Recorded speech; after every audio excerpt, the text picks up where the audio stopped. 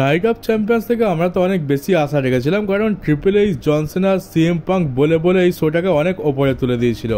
আর আমরা CM punk আর জন সিনার ওপর ভরসাও করেছিলাম, কিন্তু তারা যে এইরকম করবে কে জানতো।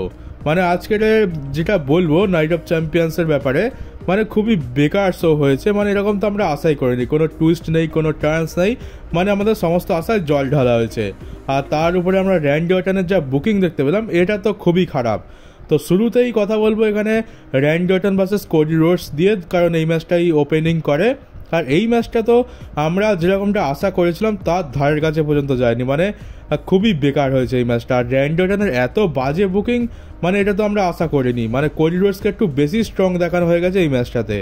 তো ম্যাচেতে কি হয় যে এখানে আমরা দেখতে পাই যে প্রথমে তো ম্যাচটা খুবই হালকা ফুলকাভাবে শুরু হয়। আর আমি একটা জিনিস দেখেছি যে 2023 সালের পর থেকে যখনই র্যান্ডি অর্টনকে ডাব্লিউডাব্লিউ ম্যাচ হারাতে চায়, মানে ট্রিপল এইচের যুগে যখনই ডাব্লিউডাব্লিউ র্যান্ডি অর্টনকে কোনো ম্যাচ হারাতে চায়, তখনই দেখেছি র্যান্ডি অর্টনের হয় ম্যাচের মাঝখানে পায়ে ব্যথা হবে, নয় কাঁধে ব্যথা হবে, আর নয়তো পিঠে ব্যথা হবে।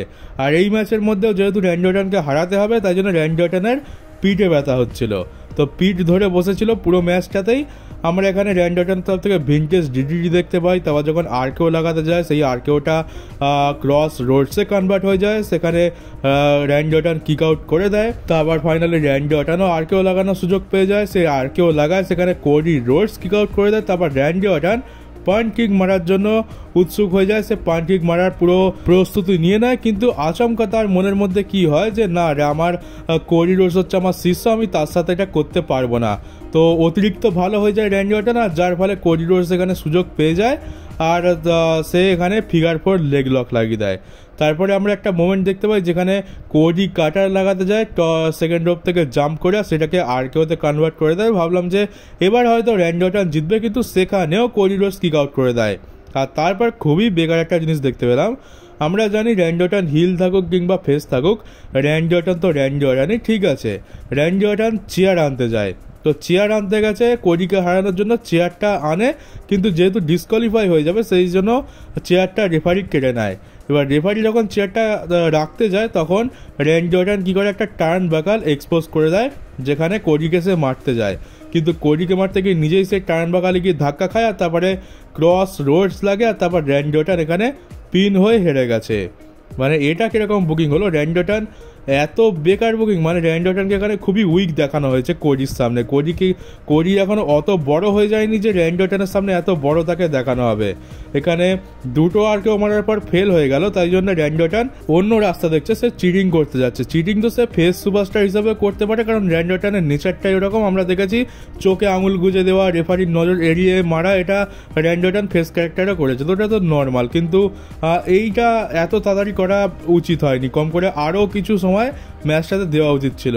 আর তার উপরে তোমরা জন সিনার সাথে যে ম্যাচটা দেখেছো, সেখানে র্যান্ডি অর্টন মানে কিভাবে লড়েছিল, 4খানা আরকেও দিয়েছিল, পয়েন্ট কিক দিতে যাচ্ছিল, মানে র্যান্ডি অর্টন শেষ পর্যন্ত হার মানেনি। আর এখানে র্যান্ডি অর্টনের মনোবল কি এতই কম যে মাত্র 2খানা আরকেও দেওয়ার পর সে ধরেই নিয়েছে যে সে কোডিকে আর হারাতে পারবে না, তাই সে চিটিং করতে যাচ্ছে। এটা তো খুবই একদম জঘন্য জিনিস হয়ে গেছে। আর তারপর দেখতে পাই যে র্যান্ডি অর্টন রিংয়ের বাইরে দাঁড়িয়ে থাকে, আর আমরা কোডির হাতে ক্রাউন দেখতে পাই, আর নিক অল্ডিস আর অ্যাডাম পিয়ার্স দুজন মিলে এসে ক্রাউন দিয়ে দেয়। তারপর তার একটা প্রোমো হয়, আমরা দেখতে পাই যে এখানে কোডি বলে দিয়েছে যে জন সিনা সিএম পাঙ্কের মধ্যে যে জিতবে সামার স্ল্যামে, তার জন্য সে আসছে, সে তার চ্যাম্পিয়নশিপ ফিরিয়ে নেবে। আর এখানে র্যান্ডি অর্টনকেও থ্যাংক ইউ জানায়। কিন্তু র্যান্ডি অর্টনের মুখটা দেখতে পাচ্ছিলাম বাইরেতে, সে একদম রিংয়ের বাইরেই দাঁড়িয়েছিল র্যাম্পের কাছে। র্যান্ডি অর্টন একদমই খুশি নয়, র্যান্ডি অর্টন রেগে রয়েছে। আমি তো ভাবছিলাম যে এইবার হয়তো র্যান্ডি অর্টন রিংয়ের মধ্যে ঢুকে কোডির ওপর অ্যাটাক করবে, কিন্তু সেরকম কিছুই দেখতে পেলাম না। র্যান্ডি অর্টন সিম্পলি স্টেজের পাশ দিয়ে যে রাস্তাটা আছে ওটা দিয়ে ব্যাক স্টেজেতে চলে যায়। এটা খুবই বেকার লেগেছে। এখানে র্যান্ডি অর্টনের হিল টার্ন করানোর পুরো পারফেক্ট জায়গা ছিল। এবার তো র্যান্ডি অর্টনের কাছে আর কোনো রাস্তাই থাকবে না ট্রিপল থ্রেট ম্যাচ করানোর জন্য। আর সত্যি এখানে র্যান্ডি অর্টনকে উইক দেখানো হয়েছে। আমরা জানতাম যে ম্যাচটা কোডি জিতবে, কিন্তু র্যান্ডি অর্টন এইভাবে ম্যাচটা হারবে বা ম্যাচের ফিনিশটা এইভাবে হবে এটা আশা করিনি। কম করে ম্যাচের পরেও র্যান্ডির কাছে সুযোগ ছিল হিল টার্ন করে পুরো কাম ব্যাক করার, আর যেটার একটা আভাস পেয়েছিলাম আমরা, কিন্তু কিছুই দেখতে পেলাম না। তো প্রথম ম্যাচ থেকে খুবই ডিসঅ্যাপয়েন্ট হয়েছি। ম্যাচের তোমরা ফিনিশ তো বাদ দাও, ম্যাচের কোয়ালিটিও কিন্তু খুব একটা ভালো ছিল না। মানে র্যান্ডি ভার্সেস কোডির ম্যাচ যে লেভেলে যাওয়ার কথা তার আর্ধেকও যেতে পারেনি। তারপর আমরা রিয়া রিপ্লি ভার্সেস রাকেল রড্রিগেজের মধ্যে ম্যাচ দেখতে পাই, স্ট্রিট ফাইট ম্যাচ। আর এই ম্যাচটা কোডি ভার্সেস র্যান্ডি অর্টনের ম্যাচের থেকে বেশি এন্টারটেনিং ছিল। এখানে আমরা বেশিরভাগ মার তো দেখতে পাই যে এখানে রিয়া রিপ্লি খেয়েছে। রিয়া রিপ্লিকে এখানে রোপের মধ্যে প্রথমে হাত ফাঁসি দিয়ে তাকে ক্যান্ডো স্টিক দিয়ে মারা হয়, চেয়ার দিয়ে মারা হয়।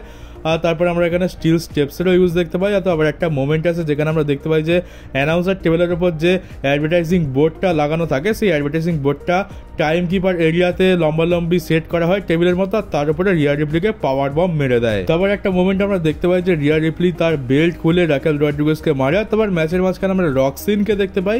রক্সিন আসবে এটা আমরা জানতাম। রক্সিন এসে রিয়া রিপ্লির উপর অ্যাটাক তো করে, কিন্তু খুব একটা লাভ তো হয় না। রিয়া রিপ্লি একটা ডাস্টবিন বের করে, সেই ডাস্টবিনের মধ্যে রক্সিনের মাথাটা ঢোকায়, আর তারপর সেখানে দৌড়ে এসে লাথি মারে। আর রক্সিন এতটাই ছোট সাইজের যে ডাস্টবিনে অর্ধেকের বেশি ঢুকে গেছিল। আর তারপরে আমরা দেখতে পেলাম যে কর্নারে একটা টেবিল তো রাকেল রড্রিগেজ সেট করেছিল, কিন্তু রিয়া রিপ্লি সেই টেবিলটাকে খোলে আর পুরো একদম বিছিয়ে দেয় সমান সমান করে। আমি ভাবছিলাম যে ওটার উপরে উঠে কি করবে, না কি ওর উপরে রিপটাইট লাগাবে। তো ভেবেছিলাম যে ওর ওপরে রিপটাইট লাগাবে, কিন্তু দেখলাম যে টেবিলের ওপর দুজন মিলে উঠে দাঁড়ায় আর ওখান থেকে একেবারে নিচেতে মানে ওই রিংয়ের মধ্যে রিপটাইট লাগায়। আর তারপরে রিয়া রিপ্লি জিতে যায় এই ম্যাচটা। তারপর আমরা ক্যারিয়ান ক্রস ভার্সেস স্যামি জেনের মধ্যে ম্যাচ দেখতে পাই। আর স্যামি জেন এমন একটা ব্যক্তি যে ডাব্লিউডব্লিউ শো যেখানেই হয় সেখানেরই বাসিন্দা হয়ে যায়। আমরা যখন দেখি আমেরিকাতে শো হচ্ছে তখন স্যামি জেন আমেরিকান হয়ে যায়, যখন কানাডাতে শো হচ্ছে তখন সে কানাডিয়ান হয়ে যায়, আর এখন সৌদি আরবে শো হচ্ছে আর এখন সৌদি আরব মানে স্যামি জেন হয়ে গেছে সৌদি আরবের বাসিন্দা। তো ম্যাচটাতে ক্যারিয়ান ক্রস আর স্যামি জেন খুবই ভালো রিয়াকশন পায়। দেখার বিষয় হচ্ছে যে এটা যে ক্যারিয়ান ক্রসকে ডাব্লিউডব্লিউ কেমনভাবে বুক করে, কারণ অনেক কষ্ট করে তো এই ম্যাচটা পেয়েছে ক্যারিয়ান ক্রস, আর সোশ্যাল মিডিয়াতে খুব হাইপও চলছে। কিন্তু ম্যাচটা বলবো একটু মানে স্ট্রেচ করা হয়েছে, তোমাদের ম্যাচটা একটু বোরিং লাগতে পারে। তবে শেষ ম্যাচ এখানে স্যামি জেন হেলুয়া কিক লাগিয়ে জিতে যায়, ক্যারিয়ান ক্রস হেরে গেছে। আর ক্যারিয়ান ক্রসের পুশ এই ম্যাচেতেই শুরু হলো আর এই ম্যাচের মধ্যেই শেষ হয়ে গেল। আর ভবিষ্যতে কি হবে সে তো বলা যাচ্ছে না, মনে তো হয় না যে আর তেমন কিছু ক্যারিয়ান ক্রসের সাথে হবে। আর এরপর আছে ইউএস চ্যাম্পিয়নশিপের জন্য সোলো সিকোয়া ভার্সেস জেকব ফটো। আজকের পুরো ম্যাচ কার্ডের মধ্যে সব থেকে বেশি এন্টারটেনিং ম্যাচ ছিল বলতে পারো, কারণ এই ম্যাচটাতে আমরা যা দেখতে পেয়েছি সেটাই সব থেকে পজিটিভ ছিল। তো এই ম্যাচে কি হয়েছে যে এখানে আমরা যেগুলো এক্সপেক্ট করেছিলাম, যেগুলো নিয়ে কথা বলেছিলাম, সেগুলোই এক্স্যাক্টলি আমরা দেখতে পেয়েছি। তবে মজা তো এসছে। এই ম্যাচের মধ্যে আমরা দেখতে পাই যে জেকব ফাটুকে কিন্তু সোলো সিকোয়া বেশ ডমিনেট করে, যেটা আমরা সচরাচর দেখতে পাই না। এলএ নাইটের থেকেও বেশি ডমিনেট করেছে এখানে সোলো সিকোয়া।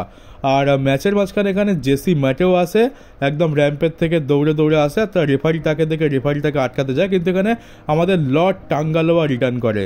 এটা আমি বলেছিলাম যে টাঙ্গালোয়া টামাটঙ্গা এরা হয়তো এখানে আসতে পারে, তো এখানে টামাটঙ্গা ছিল না, টাঙ্গালোয়া আসে, এসে জেকব ফাটুর উপর অ্যাটাক করে আর সোলো তাকে পিন করে, কিন্তু এখানে জেকব ফাটু কিক আউট করে দেয়। তারপরে জেকব ফাটু জেসি ম্যাটেও আর আমাদের টাঙ্গালোয়া দুজনেরই উপর অ্যাটাক করে দেয়। ভাবছিলাম যে এইবার তো জেকব ফাটু জিতে যাবে, কিন্তু তারপরই আসে হিকো লিও। তোমাদেরকে বলেছিলাম আগের ভিডিওতে যে হিকো লিওকে সৌদি আরবেতে দেখা গেছে, তো দেখা গেছে যখন তখন তার তো ডেবিউ হয়েই যাবে, আর ডেবিউ হয়ে গেছে। হিকো লিও এসে অ্যাটাক করে জেকব ফাটুর ওপর, তারপরে রিংয়ের মধ্যে পাঠিয়ে দেয় আর সোলো সিকোয়া সামন স্পাইক লাগা একটা জোরদার, আর তারপরে এখানে জেকব ফাটুকে পিন করে নতুন ইউএস চ্যাম্পিয়ন হয়ে গেছে। আর এই সোলো সিকোয়ার এখানে জেতা উচিত ছিল, জেতা দরকার ছিল, কারণ সোলো সিকোয়া যদি এখানে হেরে যেত তাহলে তেমন আর কিছু বাকি থাকতো না। আর এখন সোলো সিকোয়ার ক্যারেক্টারটা নতুন করে বিল্ড হয়ে গেছে, ব্লাড লাইন তৈরি হয়ে গেছে নতুন করে, সোলো সিকোয়া নতুন চ্যাম্পিয়ন হয়ে গেছে। এবার এই চ্যাম্পিয়নশিপটার মান একটু বাড়বে, কারণ সোলো সিকোয়ার ক্যারেক্টারের মানও তো বাড়বে। তো এবার জেকব ফাটুরও উন্নতি হবে এখান থেকে, আর সোলো সিকোয়ারও উন্নতি হবে, আর এটা ডেফিনেটলি একটা ইন্টারেস্টিং স্টোরি লাইন তো বলতে পারো। আর সোলোর টিমে টোটাল 5 জন মেম্বার হয়ে যাচ্ছে, আর এখনও টামাটঙ্গা রিটার্ন করেনি, টামাটঙ্গা রিটার্ন করলে 5 জনের টিম হয়ে যাবে। আর টিমটা দেখতে খুবই দারুণ লাগছে, এবারে জেসি ম্যাটেও রয়েছে, তারপরে হিকা লিও রয়েছে, আর আমাদের লর্ড টাঙ্গালোয়া তো রয়েছেই সব থেকে পাওয়ারফুল সুপারস্টার। আর তারপরে আছে জেড কার্গিল ভার্সেস আসকার ম্যাচ। আসকার যখন এন্ট্রান্স হচ্ছিল ফ্যান্সরা তো খুবই মানে সাপোর্ট করছিল, তাকে খুবই চিয়ার করছিল, কিন্তু জেড কার্গিল যখন এন্ট্রেন্স নিচ্ছিল তখন তাকে সবাই বু করছিল, তখন কেউ রিয়াকশানই দিচ্ছিল না। মানে জেলিনা ভেগা যতটা রিয়াকশান পায় জেড কার্গিলও ততটা রিয়াকশান পেয়েছে, উল্টে জেড কার্গিলকে বু করা হয়েছে। আর এর পেছনে একটা অনেক বড় কারণ আছে, সেটা এই ভিডিওতে বলবো না, অন্য কোনো একটা ভিডিওতে তোমাদেরকে জানাবো যে কেন জেড কার্গিলকে সৌদি আরবেতে বুক করা হচ্ছিল। এই ম্যাচটা তেমন খুব একটা কিছু বড়সড় কিছু হয়নি, আমরা সিম্পলি ম্যাচ দেখতে পেয়েছি। আর এই ম্যাচের মধ্যে জেড কার্গিল জিতে গেছে, যেটা আশা করেছিলাম। আজকা জিতে হেরে গেছে, এটা একটু খারাপ লাগছে। আমি তো চেয়েছিলাম যে আজকা জিতো, কিন্তু এখানে জেড কার্গিলকে জিতেছে। ঠিক আছে, দেখে নেবো, আর কি করবো, অনেক জিনিসই তো দেখতে হচ্ছে, এটাও না হয় দেখে নেবো। তারপরে জেড কার্গিল এখানে একটা প্রোমো কাট করে, কিন্তু প্রোমোতে কি বললো কিছু বুঝতে তো পারলাম না, কিন্তু উল্টে এখানে ফ্যান্সরা বহুত বু করে জেড কার্গিলকে। তারপরে আছে শোয়ের main event CM Punk versus John Cena. আর এখানে ক্রাউডের রিয়াকশন তো দেখার মতো ছিল, খুব দারুণ রিয়াকশন দিচ্ছে ক্রাউড। আর এই ম্যাচের মধ্যে আমরা মোটামুটি কোয়ালিটি ভালোই দেখতে পেয়েছি, এদের থেকে যেরকম আশা করেছিলাম সেরকমই ডেলিভার করেছে। আর এখানে সিএম পাঙ্ক যতবারই জিটিএস লাগাতে যায় ততবারই জন সিনা এ লাগিয়ে দেয়, এটা 3 বার চলে, 3 বার জিটিএস লাগানোর চেষ্টা করে আর 3 বারই সে ফেল হয়ে যায়, যেটা দেখতে একটু ফানি লাগছিল, একটু আজবা লাগছিল। মানে 3টে জিটিএস লাগাতে যায়, 3টেই ফেল হয়ে যায় আর 3টেই এ পড়ে যায়, আর 3টে এতেই এখানে সিএম পাঙ্ক কিক আউট করে। সাধারণত আমরা দেখি যে একটা জিটিএস পরে, একটা এ পরে, তারপর আবার একটা জিটিএস পরে, আবার একটা এ পরে, কিন্তু এখানে একটা না 3খানা এ পড়ে গেছে। আর সিএম পাঙ্ক তার ফিনিশার লাগানোরও সুযোগ পায়নি। আর আমি ভাবছিলাম যে এতক্ষণ হয়ে গেল রেফারি কেন মার খাচ্ছে না, তো রেফারি মার খাচ্ছে না দেখে রেফারিও মার খেয়ে গেল। রেফারি কে জন সিনা শোল্ডার ট্যাকেল লাগিয়ে দেয়, আর তারপর রেফারি তো বাইরে পড়ে যায়, ও তো আর 10 মিনিট উঠবে না, এটা আমরা জানি। তারপরে ফাইনালি সিএম পাঙ্ক জিটিএস লাগানোর সুযোগ পায়, সে জিটিএস লাগিয়ে দেয়, কিন্তু রেফারি তো বাইরে পড়ে রয়েছে। আর এরপরই আছে আমাদের সেথ ফ্রিকেন রলিন্স এখানে আসে, আর দেখেই বুঝে গেছিলাম যে আজকে তো মানি ইন দ্য ব্যাংক ক্যাসিন হবে না, কারণ সেথ রলিন্স এখানে তার ইঞ্জিন গিয়ার পরে আসেনি, সে সুট বুট পরে এসেছিল। আর যখনই দেখবে যে কোনো সুপারস্টার সুট বুট পরে রয়েছে তো বুঝে যাবে যে সে খুব একটা তো মারামারি করার মুডে আসেনি, বেশিরভাগ সময় তো আমরা এটাই দেখতে পাই। তো এবারে কি হয় যে ব্রন ব্রেকার আর ব্রনসন রিডকে ছেড়ে দেওয়া হয় সিএম পাঙ্কের ওপরে। জন সিনা তো বাইরে মার খেয়ে পড়ে রয়েছে জিটিএস খাওয়ার পর, আর এখানে সিএম পাঙ্কের ওপর খুব জোরদার অ্যাটাক হয়। আমরা দেখি যে অ্যানাউন্সার টেবিলের ওপর সিএম পাঙ্ককে মেরে ভেঙে দেওয়া হয়। তারপরে সেথ রলিন্স রিংয়ের মধ্যে এখানে এসে ইশারা করে নতুন রেফারি আনা। তো রেফারি কে হয়? রেফারি এখানে চার্লস রবিনসন হয়। আবার সেই দৌড়ে দৌড়ে অনেক দূর থেকে আসে, কিন্তু জন সিনা আবার শোল্ডার ট্যাকেল মারে চার্লস রবিনসনকে। তো এবার চার্লস রবিনসনও আর 5-10 মিনিট উঠতে পারবে না। তারপরে সেথ রলিন্সের সাথে জন সিনার ঝামেলা বেঁধে যায়। জন সিনা সেথ রলিন্সকে বলে যে তুমি আমার উপর কেন ক্যাসিন করতে যাচ্ছ, তোমার আমার উপর ক্যাসিন করার তো কথা ছিল না। এরপর জন সিনা সেথ রলিন্সের নিজেদের মধ্যেই ঝামেলা বেঁধে যায়। জন সিনাকে এই সেথ রলিন্সকে জন সিনা অ্যাটিটিউড অ্যাডজাস্টমেন্টও লাগিয়ে দেয়। তারপর ব্রন ব্রেকার আর ব্রনসন রিড দুজনে মিলে জন সিনার উপর অ্যাটাক করে দেয়। আর তারপর আমরা দেখতে পাই যেখানে পেনটা আসে বাঁচানোর জন্য, যেটা এক্সপেক্ট তো করিনি যে পেনটা এখানে আসবে। আমরা কি নাকি এক্সপেক্ট করেছি, আর নাকি এলো এখানে পেনটা আসে। ব্রন ব্রেকার যায় পেনটার সাথে র্যাম্পের কাছে লড়তে, এখানে পেনটা খুব একটা কিছু করতে পারেনি, এখানে ব্রন ব্রেকার একাই পেনটাকে সামলে দিয়েছে। তারপর আসে স্যামি জেন এসে ব্রন ব্রেকারের উপর অ্যাটাক করে। এটা লড়তে লড়তে স্টেজের পাশ দিয়ে যে রাস্তাটা নিচের দিকে চলে গেছে সেইখানে যায়, আর পেনটা ওপর থেকে এসে দুজনের উপর ঝাঁপ মেরে দেয়। তো এখানে ব্রন ব্রেকার তো সাইডে চলে যায়, আর রিংয়ের মধ্যে থাকে ব্রনসন রিড। সে সুনামি লাগাতে যায় জন সিনার উপরে, কিন্তু এখানে সিএম পাঙ্ক পেছন থেকে এসে ব্রনসন রিডকে ফেলে দেয়। আবার জন সিনা তার শক্তি প্রদর্শন করে, এখানে ব্রনসন রিডকে চাগিয়ে এ লাগিয়ে দেয়। আর দেখতে পেলাম যে সিএম পাঙ্ক আর জন সিনা দুজন মিলে একসাথে লড়ছে। তো এটা দেখার পর সবাই এখানে চিয়ার করছে, সবাই ভাবছে যে যেখানে দুজন মিলে একসাথে লড়ছে তো জন সিনার কি এখানে ফেস টার্ন হতে পারে। দেখে তো মনে হয়েছিল যে ফেস টার্ন হবে, কারণ এখানে সিএম পাঙ্ক তাকে হ্যান্ডসে কভার করে, আর জন সিনার মুখ দেখে মনে হচ্ছিল যে এ তো ফেস জন সিনা। এটা তো আমাদের সবসময় মনে হয় যে জন সিনা ফেস, শুধুমাত্র জোর জবরদস্তি হিল হয়ে রয়েছে। তো এবারে জন সিনা হাত মিলিয়ে নেয়, গলায়ও মেলে, কিন্তু এখানে জন সিনার মুখের এক্সপ্রেশন আবার চেঞ্জ হয়ে যায়, যেমনটা আমরা এলিমিনেশন চেম্বারে কোডি রোডসকে জড়িয়ে ধরার সময় দেখতে পেয়েছিলাম। তো ওই এক্সপ্রেশন আবার দেখতে পাই, কিন্তু সিএম পাঙ্ক জানতো যে জন সিনা তো ভাই এত সহজে শুধরানোর নয়। জন সিনা আবার লো ব্লো লাগাতে যায়, এখানে সিএম পাঙ্ক তাকে ধরে জিটিএস লাগাতে যায়, কিন্তু তখন সেথ রলিন্স চলে আসে, মানি ইন দ্য ব্যাংক ব্রিফকেস দিয়ে সিএম পাঙ্কের মাথায় মারে, তারপর কার্ভ স্টম্প লাগিয়ে দেয়। আর ওই সুযোগে জন সিনা সেথ রলিন্সকে রিংয়ের বাইরে ফেলে দেয়, আর সিএম পাঙ্ককে কভার করে। আর যে রেফারি 10 মিনিট ধরে কোমায় ছিল, সে হঠাৎ করে তিরিং বিরিং করে লাফিয়ে উঠে পিন করে দেয় আচমকাই। আর জন সিনা এখানে জিতে যায়। জন সিনা তারপর র্যাম্পের কাছে পালিয়ে যায়, কারণ রিংয়ের মধ্যে সেথ রলিন্স, ব্রনসন রিড আর সিএম পাঙ্ক ছিল। আর সে তার চ্যাম্পিয়নশিপ নিয়ে বেরিয়ে যায়, আর এখানে হাসতে হাসতে সে এরিনা লিভ করে। জন সিনা তার টাইটেল সাকসেসফুলি রিটার্ন করে নিয়েছে। তো এখানে আমরা একটু কেওয়াস দেখতে পেয়েছিলাম, কিন্তু যেরকম আশা করেছিলাম সেরকম কিছুই হয়নি। মানে যেরকমভাবে জন সিনা আর সিএম পাঙ্ক বলেছিল যে খুবই বড় জিনিস হতে চলেছে, তোমরা দেখে অবাক হয়ে যাবে, মানে খুবই বড় টুইস্ট আসবে। তো এইটা কি ধরনের টুইস্ট হলো? ম্যাচের মধ্যে আমরা সেথ রলিন্সকে দেখতে পাচ্ছি, এটা তো খুবই ভালো কথা। এবার সেথ রলিন্সকে কাউন্টার করার জন্য আমরা কত বড় বড় নাম ভেবে রেখেছিলাম, কিন্তু এলো পেন্টা, স্যামি জেন, আর আমি ভাবছিলাম এবার হয়তো LA নাইটও আসবে, কারণ এদের সাথে তো ঝামেলা রয়েছে, আর এটা তিনজনে তো টিম বানিয়ে সেথ রলিন্সের এগেনস্টে যাবে। তো দেখতে গেলে দুজন তো চলেই এসছে, বাকি ছিল এখানে LA নাইট, কিন্তু সে আসেনি। আর এলেই বা কি এমন হয়ে যেত যেটা বেকার, সেটা তো বেকারই থাকবে। আসলে জিনিসটা হচ্ছে যে এটাকে অনেক বেশি বার খাইয়ে দেওয়া হয়েছিল, WWE এত বেশি হাইপ করে দিয়েছিল যে আমরা ভেবেছিলাম যে হ্যাঁ এখানে তো এত করে বলছে যখন নিশ্চয়ই কোনো বড় টুইস্ট আসবে, কিন্তু টুইস্ট ছিল না, এটা খুবই সিম্পল রাখলো। এবার WWE যদি এটাকে অত বেশি মিথ্যা কথা না বলে যদি এটাকে সিম্পলই রাখতো তাহলে আমরা এটা এনজয় করতাম, কিন্তু WWE আমাদের আশা আগে থেকেই অনেকটা বাড়িয়ে রেখেছিল মিথ্যে কথা বলে বলে, যার ফলে আমরা বেশি আশা করে ফেলি আর টুইস্টের নামে আমরা কিছুই দেখতে পাই না আর আমরা ডিসঅ্যাপয়েন্ট হই। তো শেষমেশ এটাই দাঁড়ালো যে নাইট অফ চ্যাম্পিয়ন্স হওয়ার আগে আমরা টাকলাদের ওপর বিশ্বাস করতাম না, আর এখন নাইট অফ চ্যাম্পিয়ন্স হয়ে যাওয়ার পর আমরা চুলালাদের ওপর বিশ্বাস করব না।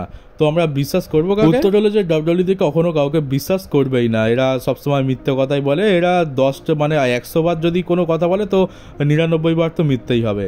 আর আমার তো মনে হয় এই কাজটা ট্রিপল এইচই করেছে, কারণ ট্রিপল এইচ জানে যে প্রত্যেকবার সে বলে যে বড় টুইস্ট আসতে চলেছে প্রত্যেকটা শোয়ের আগে, কিন্তু আসে না, যার ফলে ট্রিপল এইচের উপর থেকে তো সবার বিশ্বাস উঠে গেছে। তাই ভাবলো যে জন সিনা সিএম পাঙ্ক যদি এই কথাগুলো বলে তাহলে সবাই বিশ্বাস করবে, আর সেটাই হলো।